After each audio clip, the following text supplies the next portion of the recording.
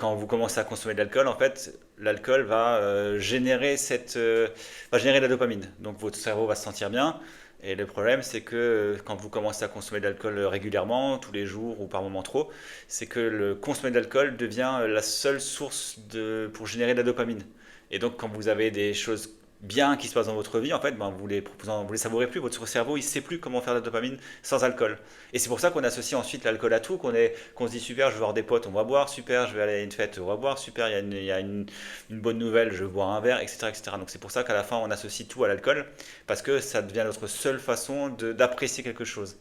Et les moments sans, en fait, il y a beaucoup de tristesse, puisque quand on n'a pas assez de dopamine, on ne sait plus comment la faire autrement, et donc il y a beaucoup de moments de tristesse qu'on traverse. C'est pour ça aussi que l'alcool augmente le niveau d'anxiété, augmente le niveau d'angoisse, et qu'au final, ça règle aucun problème.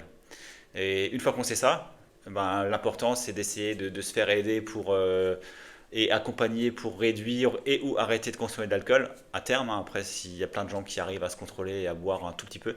Et pour redevenir cette personne, en fait, il y a des outils qui existent pour vous aider, comme par exemple l'application mobile Sobero.